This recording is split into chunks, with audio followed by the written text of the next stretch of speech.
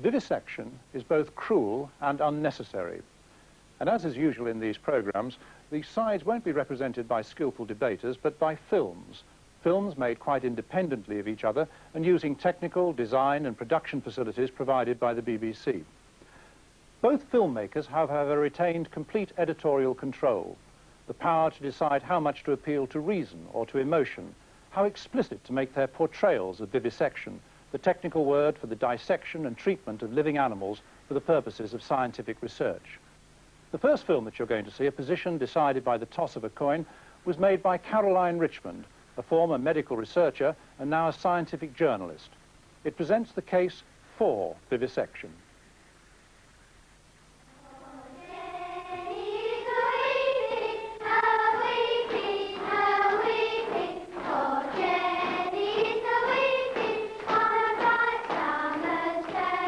Originally, vivisection meant cutting open conscious animals, and that's been illegal for over a century. But 150 years ago, before anaesthetics, life was often brutal for everybody, including humans and animals. Working-class people who made up most of the British population did heavy manual work. Even children had usually left school and started work in the factory before they reached puberty. Their bodies were peaky and undernourished. They were prey to infections and their rickety bones broke very easily. The infectious diseases of children were sometimes fatal, and our parents' generation would all have remembered 2 or 3 friends who died in childhood, which doesn't happen now. And diseases like rickets and polio have been eliminated thanks to a lot of research in animals, because you cannot experiment on humans. It is unethical. Before 1922, every child who developed diabetes died within about a year of diagnosis. And it wasn't just a pale, lingering death. They became so emaciated that they looked like creatures out of balsam. They couldn't stand towards the end. Their skin became as dry as parchment and very scaly. They became quite demented. Sometimes they lost their appetite, sometimes they craved foods of all kinds. And then their delirium would lapse into a coma, and at that point the family called in the undertaker. Now, Banting and Best, working in Canada, used dogs to show that extracts from the pancreas of other dogs would cure diabetes. But before they could give them to children, they had to find out how strong their extract was and whether it was safe. So they had to try them out on animals.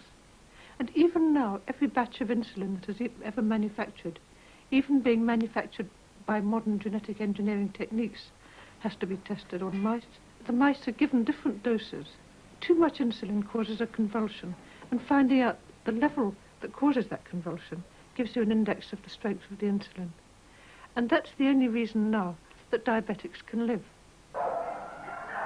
As long as research has existed, so have its opponents. I think they played dirty. For example, they claimed when insulin was discovered that it didn't cure diabetes. They make claims that are unsubstantiated and untrue. They use emotive images which they get from abroad, and the Soviet news agency has been an obliging supplier. A lot of those animals are stolen for the purpose, and this is why we're here today, to make a formal protest against pet stealing. Can I put a formal protest? Certainly, I think the laboratories that have had them have acquired them in all honesty. In other words, people have come to them offering to sell them animals, and they have purported that these were their own animals, when in fact they weren't. But one of the new measures that's been taken by the legislation that's now in force is that it really will be impossible to get stolen pets into laboratories, to sell into laboratories, because they are stipulating very strongly that all animals used in laboratories must be purpose-bred. There are certain exceptions to this, such as wild animals and farm animals, which obviously are going to be very difficult to purpose-breed. And it's only in exceptional circumstances underlined that dogs and cats from non-purpose-bred establishments can be used. I think that it ought to be mandatory for those people who object to the use, any use of laboratory animals, to actually go to the tropics and see children dying of cerebral malaria, or children with advanced schistosomiasis, or people disfigured by leprosy, or dying of advanced pulmonary tuberculosis. Because I think that what they would come away with would be a feeling of helplessness. People who've been trained as scientists are fortunate in the sense that they can actually do something. And if in doing that it's necessary to terminate the life of a certain number of laboratory mice, then they can see that that is a sacrifice which is, at least in my view, justified when one can actually witness the suffering that goes on in the third world. These third world diseases are amongst the worst problems waiting to be solved, and we need to find drugs and treatments for them. But is it practicable to develop these treatments using alternative methods without testing them on animals as well? Well, I would like to think that you didn't have to test them on animals at all, because it's an unpleasant thing to have to do, and it's something which, if one could find alternatives for, we obviously would. It's expensive, it's not exact, but it's the best we have. And I'll give you an example. For instance, an anesthetic drug, if you test it in a tissue culture, doesn't have any effect. If one accepts that that research has to go on, then the way in which it goes on can be refined to minimize animal suffering. And that's one of the key points made in the new legislation, that any research should cause a minimum amount of suffering consistent with the objectives of the research. And that's a very important statement, I think. The only abuse of animals I've heard of was some dreadful American research on trauma in conscious animals. The anti-vivisectionists exposed it, and all credit to them for doing so. And the scientists were prosecuted and dismissed from their jobs. But it does raise the question, does the scientific purpose ever require an animal to be in pain? If I tell you about the type of approach that we take, where we're concerned to understand how damaged tissue signals to the central nervous system, that can be done either in anesthetized animals or in animals with almost all of the brain taken out. And I believe there's no question there that you would not say that those animals are suffering. And I think it's extremely important to stress that it's not only an ethical question. Cruel science is bad science. You do not understand what you are working on. You're working on a situation totally out of control. That's bad science as well as bad humanity. An animal that's distressed and suffering is out of control, just as a distressed human would be. It's bad for science as well as bad for the animal. Animals themselves have benefited from research on other animals, and even from research on human volunteers. The best examples, I think, are in the field of vaccines, where, well, up to about 25 years ago, about half the puppies in this country died under the age of 2 years old from distemper. And nowadays, with vaccination, that mortality is cut to perhaps 0.1%.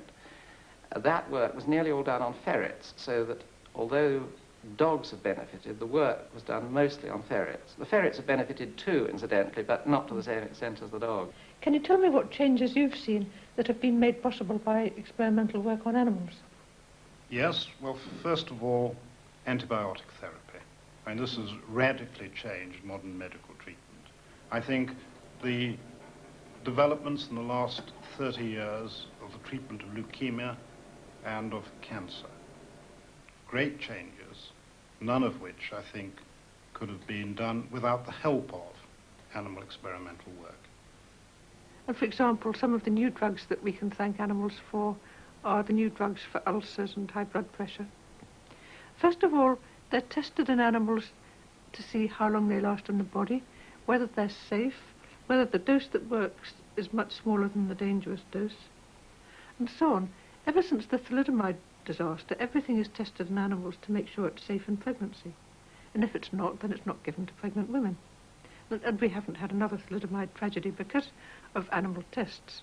In cats, there's a common disease which has become obvious since the more killing diseases, the more infectious diseases were eliminated.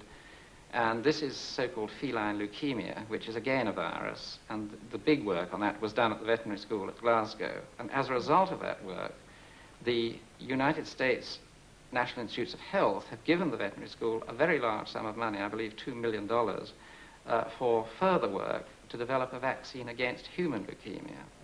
The possibility of a human leukemia vaccine justifies the research on cats.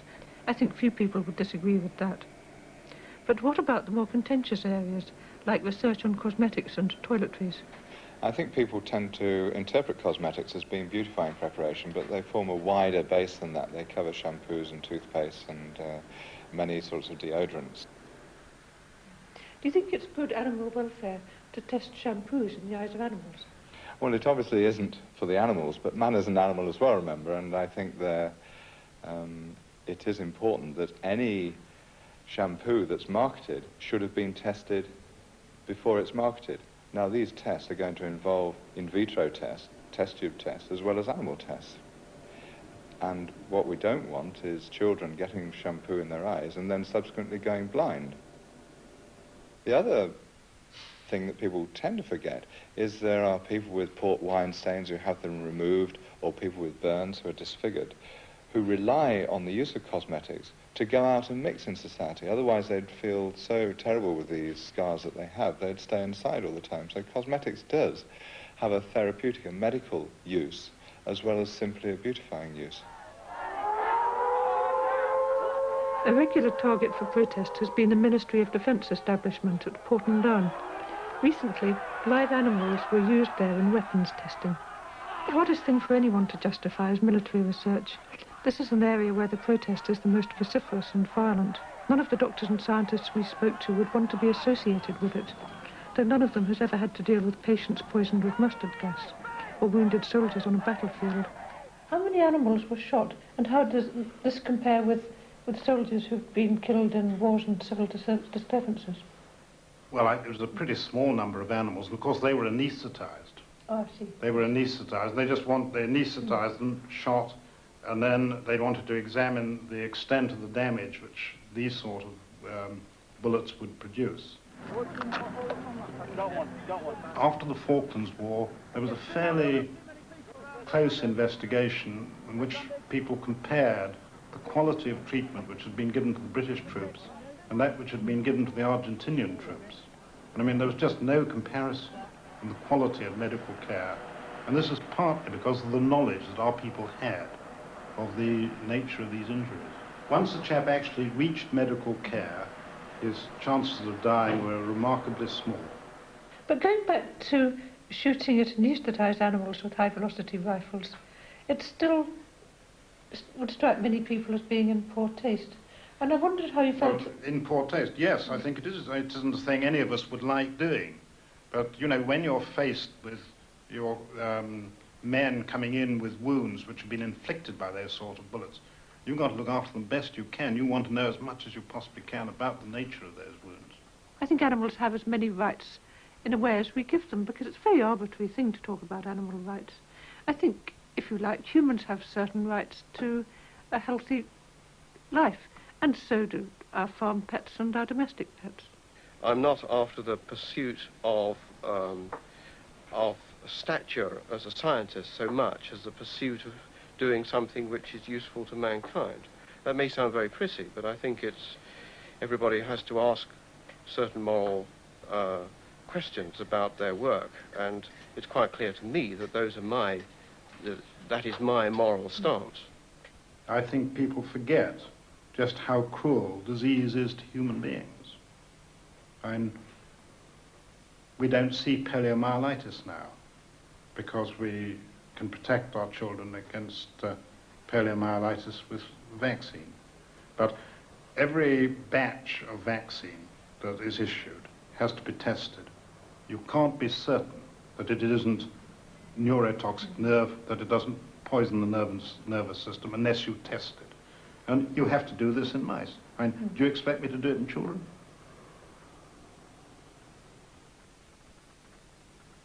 The case for vivisection. This second film, made by the Anti-Vivisectionist Society, contains far more explicit pictures of animals undergoing experimentation. The filmmakers insist this is not merely for emotional effect, but because they believe that we have to see what is going on in order to understand the terms of the debate. The debate which the film shows is also about the precise scientific value of this research. These people are watching videotapes made by American animal experimenters working with the British University. Now what you're seeing here is research which was actually carried out in Pennsylvania. It's joint research with Glasgow University and University of Pennsylvania into brain damage in primates. Now that animal is going to have its head accelerated up to several hundred Gs, and about 10 to 15 Gs can kill a human.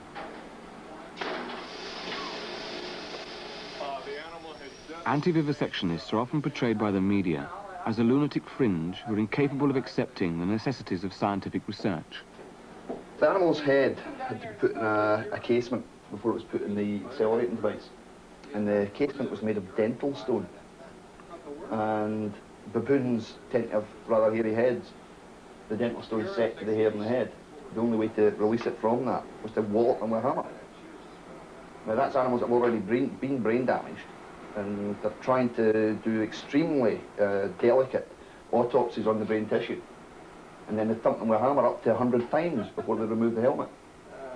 And one of them, they actually pulled one of its ears off. So you're saying that all the research is invalidated when Totally. taking the concrete head off? Totally. In the next few minutes, we hope to prove to you that far from being a lunatic fringe, people who've had the opportunity to examine the facts have learned that animal experiments are misleading, as well as cruel and unnecessary. We live in a massively drug-orientated society. We've grown to believe that modern medicine has all but eradicated disease, with the credit being given to drugs and vaccines developed on animals. The facts are rather different. Take infectious diseases.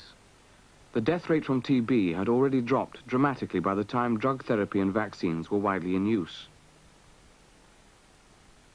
The pattern for other infectious diseases is fundamentally similar.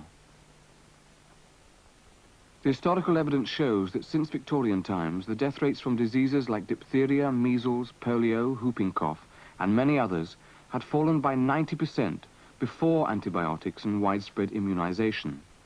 In fact, vaccination for smallpox actually made the situation worse before it got better. Like the other infectious diseases, the death rate was reduced by improved living conditions.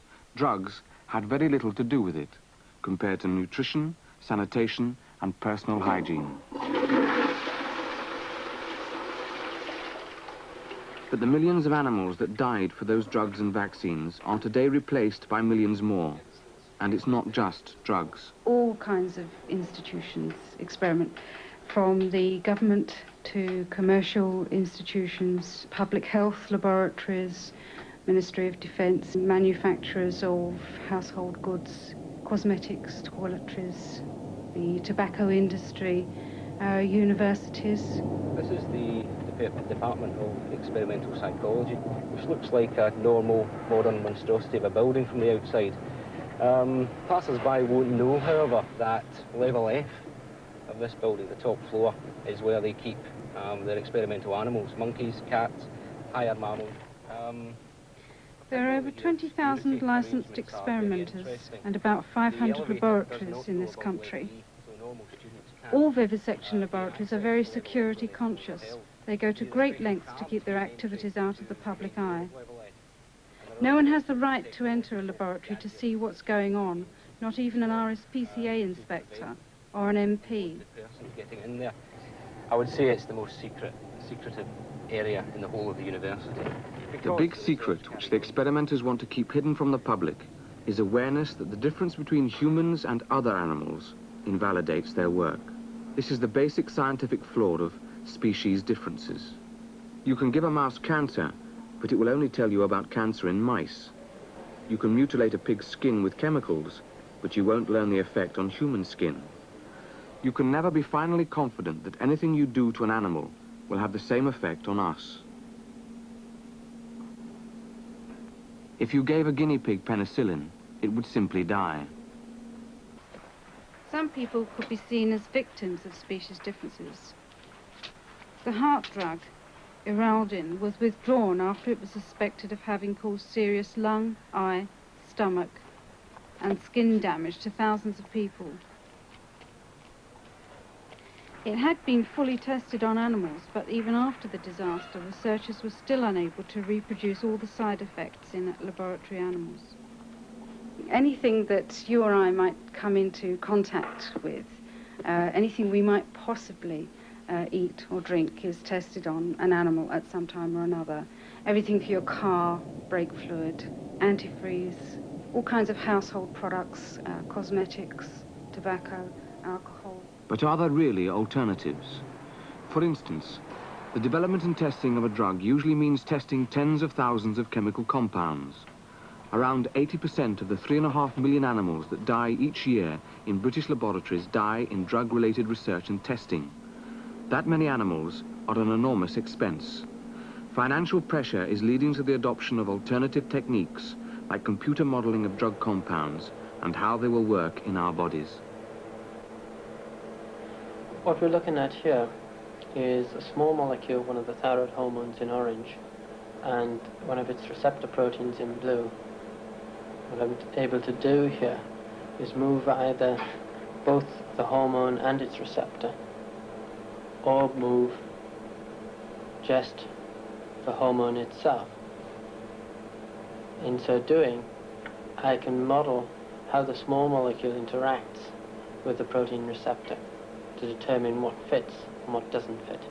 The point about this technique isn't that it replaces any particular animal test, but that not long ago vivisectors argued that you would always need animals to do this sort of research.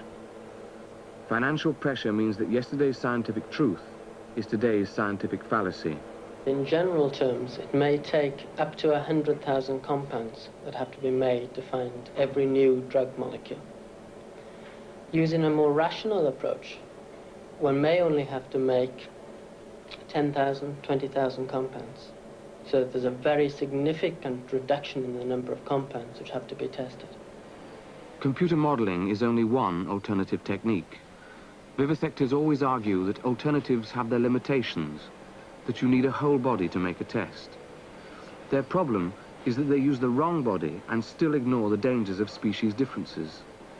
The list of highly accurate non-animal techniques is now so large that a combination of them can already replace all sorts of animal tests. And it's not only tests. A few years ago, the idea of teaching microsurgery, for instance, was thought impossible without using animals. If you move it down to 10. Well, what we're trying to do here is to give a training in microvascular surgery. Microvascular surgery is a technique which has been developing in plastic surgery over the last few years. Now, in the laboratory, previously animals have been used, but we wanted to try and create a non-animal alternative. We devised a technique whereby we were putting a circulation into a placenta, and placenta is the largest spare part human material available.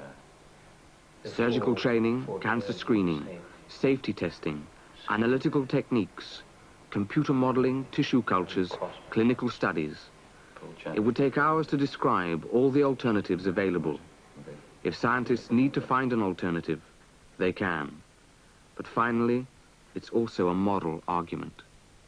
Well, obviously there's a fundamental moral argument in that if you're using any creature, any sentient being, for your own purposes, without its consent, then you're practicing the morality of the tyrant. The reason we use living animals is because we can use them, because we can oppress them. They can't fight back. Speciesism is like racism or sexism. It's a prejudice against other sentient, feeling creatures, merely because they're from a different species. Science today produces more and more evidence to show that non-human animals do feel pain in the same sort of way that we do. We have the biological evidence that they need pain for escape and for survival value. We have the behavioral evidence that they scream and writhe in the same sort of way that we do when we're subjected to injury. And we have the new, modern biochemical evidence that animals produce the same transmitters of pain as we do. I think it's the whole desensitization process. When you have something like animal experimentation, which is a form of institutionalized violence, it doesn't make it any less violent. It just makes it more acceptable to people. I think there is a danger here that people are being desensitized to something which is important. When I did a survey of school children in Oxford, I found that a very large proportion of them said that dissecting dead animals made them feel very ill and upset them considerably. In other words, there is this natural reluctance to draw blood, particularly cold-bloodedly.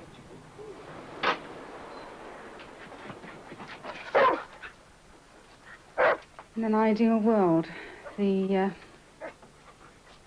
relationship, I think, between ourselves and the other species who inhabit the planet would be one of non-harming, non-interference wherever possible.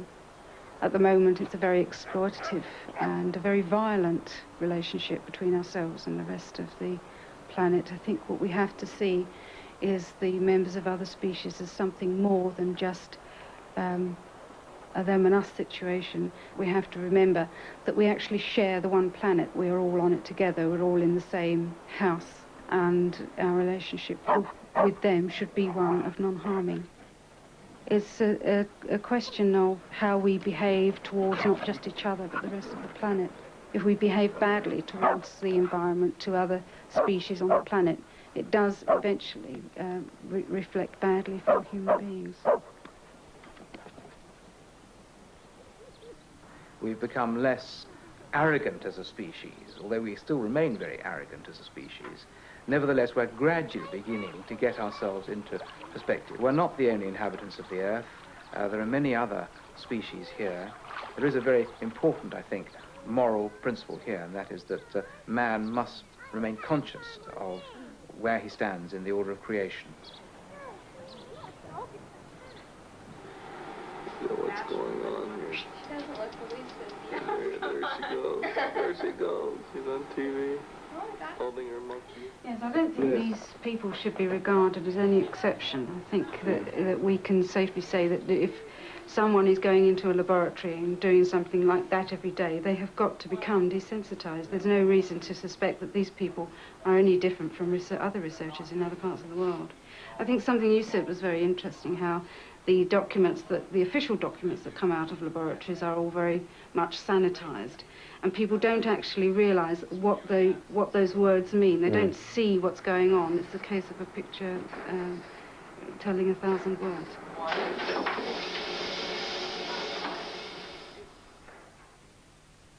The argument against vivisection. 20 years ago, it would have been difficult to imagine such a confrontation of opinion. Both sides seemed to live in well-separated worlds. Whilst the anti-vivisectionists were mainly visible in the high street thanks to their leaflets and placards, scientists using vivisection worked quietly away in the laboratories without any sense that they needed to come out into the public to defend their practices. All that has changed. The issue of vivisection has now gone well beyond the laboratory and the high street to become one of the major moral debates of our times. Neither side is now isolated from the other. As we have seen tonight, the debate has been well and truly joined.